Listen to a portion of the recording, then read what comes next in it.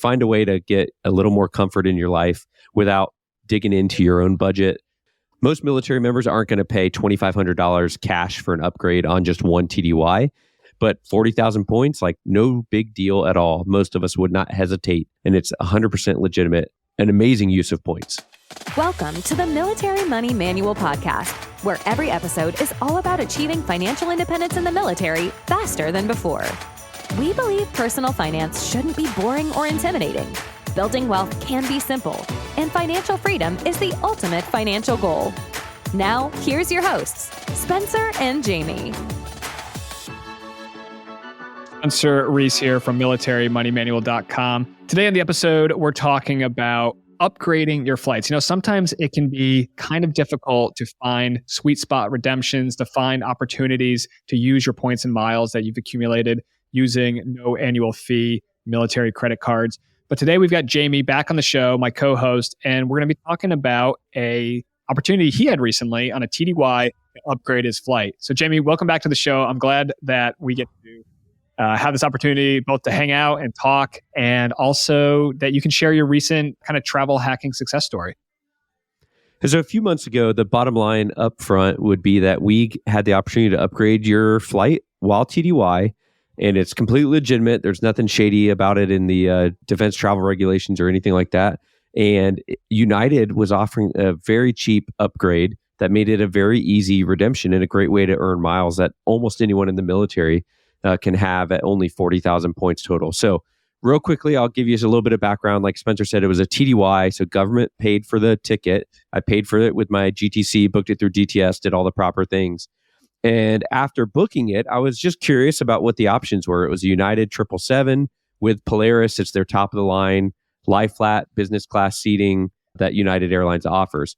Once the commercial ticket office fully booked and confirmed the ticket, which is usually about 3 to 4 business days before the initial departure, I was able to check the upgrade options. Before it was fully ticketed and confirmed, it wouldn't even let me look. So you can always reach out to them and ask them to do it earlier. They typically don't have any issue doing it early. It's just a small risk of your TDY getting canceled. But by default, it normally comes 3 or 4 days early. So when I looked at my options, the Premium Plus, which is kind of like domestic first class, a standard recliner seat, $500 cash price, and first class, the lie flat, was about $1,300 for one leg. On the return leg, it was, again, $500 cash price for the Premium Plus cabin and $1,200 for first class. There's also an option on there for United to switch it to points or points plus cash, so you can see your different options for the upgrade. When I did that, surprisingly, the points option was only 20,000 points per way. So 40,000 points, which you can transfer from Chase or other travel partners, 40,000 points for round trip to go from back of the row, middle seat that the government's going to book you to a lie flat first class type experience on a 7-8 hour flight with multiple meals and good sleep. So incredible opportunity there. And a smart travel hacker who enjoys experiences it would be a no-brainer. Immediately transfer 40,000 points to do that. And anyone in the military can get 40,000 points with one card welcome bonus. That's not a lot of points to accumulate at all. This redemption equates to about 6.5 cents per point, compared to the normally valuing these Ultimate Rewards points at 2 cents per point, just for checking it. It's a government fare, and you're just paying for the upgrade with your own points, and it's 100% legitimate. An amazing use of points. I love that, Jamie. Yeah, I mean, you could open up just, one Chase Sapphire Reserve card. I think right now it's offering about 60,000 Chase Ultimate Rewards as a bonus after you meet the minimum spend requirements in the certain amount of time required. But you can head over to militarymoneymanual.com/UMC3, the Ultimate Military Credit Cards course, and I'll email you the most up-to-date offer that I have for the Chase Sapphire Reserve card. But you open up one Chase Sapphire Reserve card. Let's say you earn 60,000 points, maybe about 70,000 points after the required spend.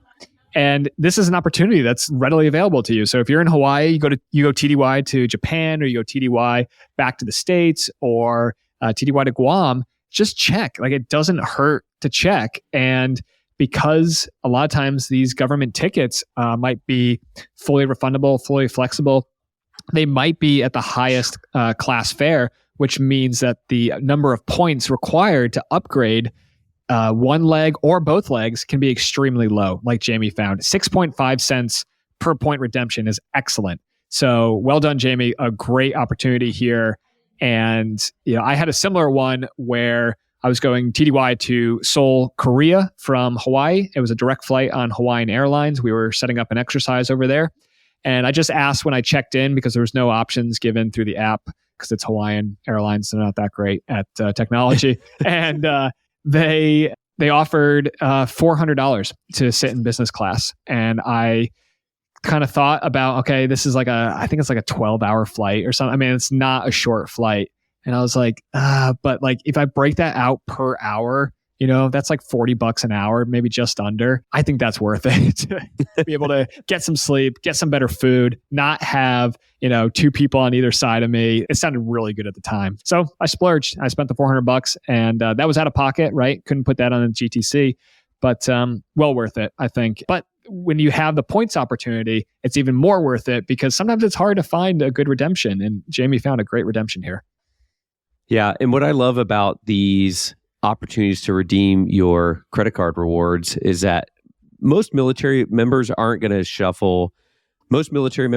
pay $2,500 cash for an upgrade on just one TDY. I would venture to guess that 99% or more of our listeners would never consider that. But 40,000 points, like no big deal at all. Most of us would not hesitate if we just knew that that was an option, and those options are easily available on some of it. And it's not just a Hawaii thing. If you're East Coast and you fly to Germany or you fly to Italy or you fly domestically, obviously the international legs have a better value to you because they offer more.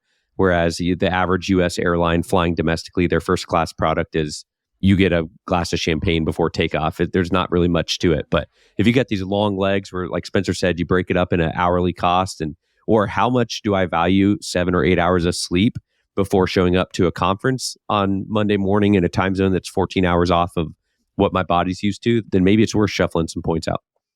Yeah, we're so used to in the military, especially. I feel like the Air Force is maybe a little bit more bougie than the other branches, but just taking like what we're offered, right? Like, oh, I have to sit in the last row in the middle seat. Okay, I'm resigned to my fate.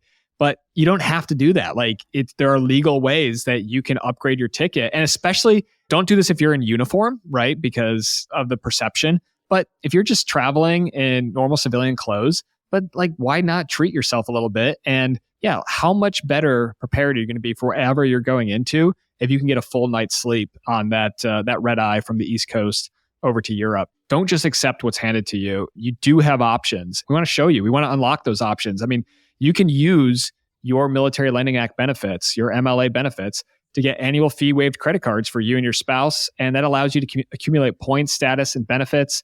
And it can make your travel much more comfortable and much more enjoyable. And it can just make the entire experience that much better. So when you show up to the airport, I mean, maybe you're going to go grab some Chick-fil-A because, like, who doesn't love Chick-fil-A?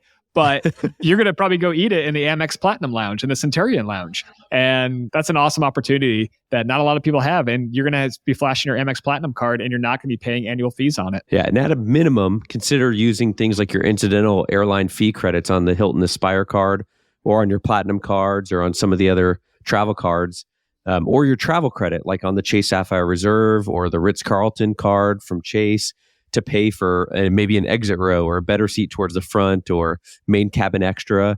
Those are some examples of things you can do with those airline incidentals that are covered. And so even if your government fare puts you at the back right next to the lav in a middle seat on a 9-hour red eye, which I've done before, and it's miserable, a red eye from Honolulu direct to Atlanta with like 29-inch pitch, that was the last time I ever was going to do that. So find a way to get a little more comfort in your life without digging into your own budget, without digging into your family's grocery budget, and without making you feel stressed about money or that you're going to be paycheck to paycheck longer, because there's options here for our military service members.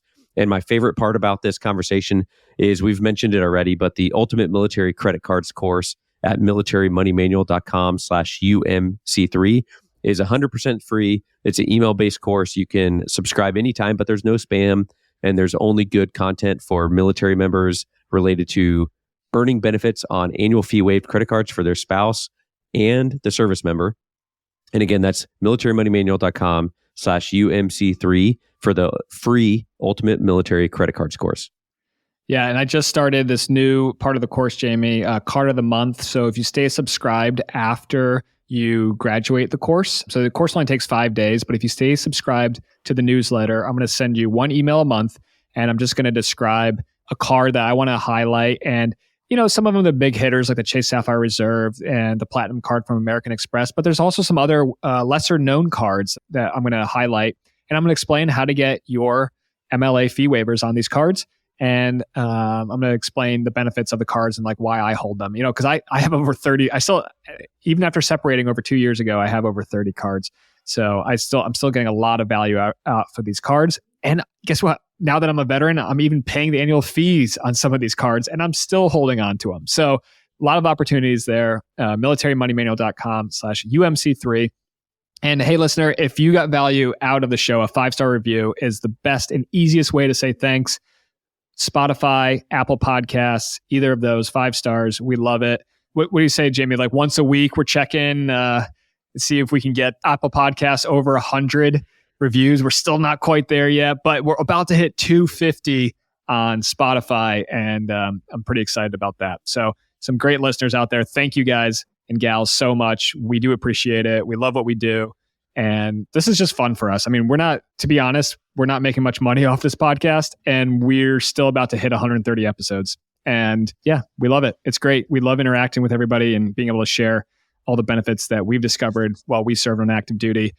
And we love hearing about all your travel success stories. So reach out, podcast@militarymoneymanual.com or Instagram @militarymoneymanual. And let us know what have you upgraded? When was a TDY that you turned into an awesome TDY because you got to fly out in business class, and then you got upgraded when you checked into the Marriott or the Hilton because you had one of the fee waived cards? Let us know. Instagram is probably the easiest way, or podcast@militarymoneymanual.com. And we'll catch you on the next episode of the Military Money Manual podcast. Thanks so much for tuning in to this episode of the Military Money Manual podcast. If you're enjoying the show, please feel free to rate, subscribe, and leave a review wherever you listen to your podcasts. This helps others find the show, and we really appreciate it. Thanks again for tuning in, and we'll catch you in the next episode. The views and opinions presented here are those of the speakers and do not necessarily represent the views of the DoD or its components. Reference to any commercial products or services does not constitute DoD endorsement of those products or services.